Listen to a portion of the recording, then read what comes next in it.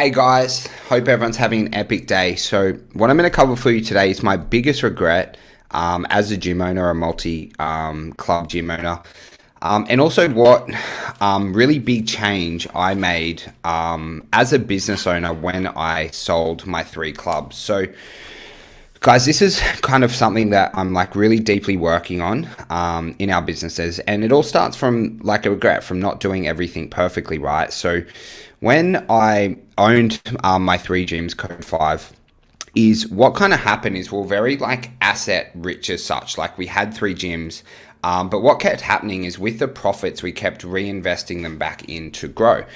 And in my mindset, I used to have a goal to sell my company for $10 million. So we wanted to build up to 20 clubs and then sell that for a considerable amount. Now, look, guys, that obviously didn't happen. So I sold Code 5 last year.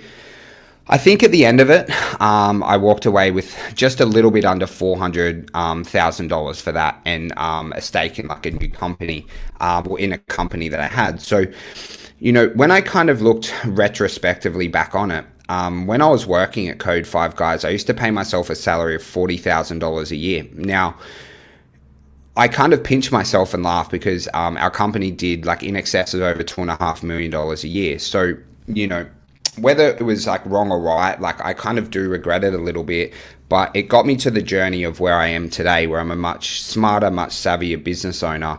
And I want to share like some of the lessons that I've learned along the way so you don't make the same mistakes within your business as I did. So, guys, I want to just make sure that when you're working with your accountants and your bookkeepers, you're really focused on your net free cash flow, which is essentially how much money you can extract. And I'm not going to go into like super deeply what it is, but it's something that you want to be talking to your bookkeepers and your accountants on every month or every quarter. And it's kind of like the overarching theme, guys, is I don't think that what I did, and we can speak as a like community now, we're all together. I don't think I made the right decision paying myself $40,000 a year for like 4 years, right? I don't think that was the right decision because when I got my payout, in essence, if I just paid myself and withdrew money more, I would have been in a much better financial position and been in a different position than what I am today.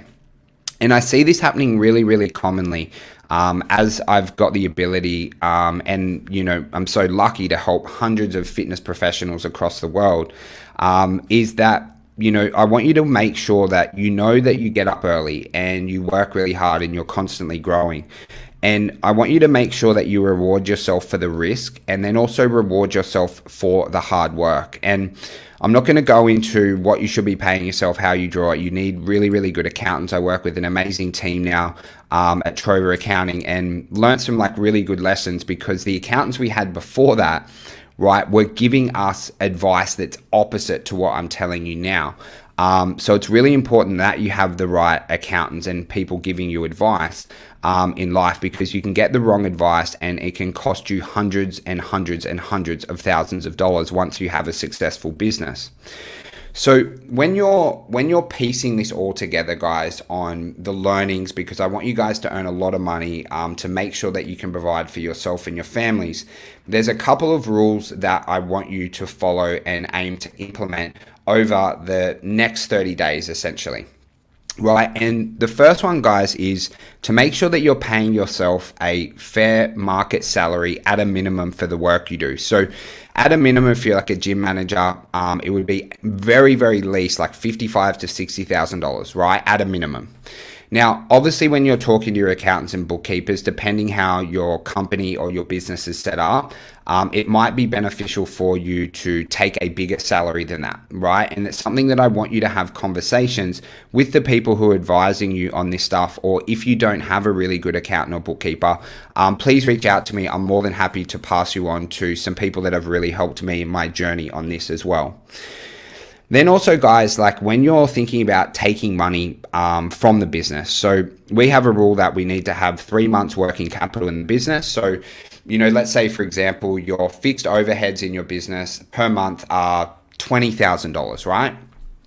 That means that anything over $60,000, including the money that we need to pay for tax and super and all that stuff, anything over that $60,000 mark, you will take out from your business. Okay.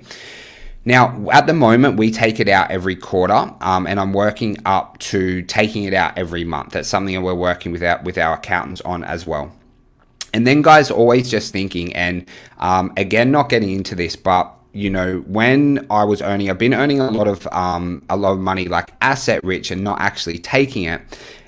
Is now what I'm like working on, especially with my mentors, is to be able to create wealth outside of business. So, have a lot of like people who are very big influences in my life who are investing in, properties and certain things like that, right? To be able to make sure that you can mitigate your downside of risk in your business and be able to build wealth for the future generations, for, your husband, your wife, your kids, and you're able to pass something on to them. And guys, I'm not going to pretend for a second that I'm an expert at this stuff, because I have advisors and people that I follow who are guiding me through this journey.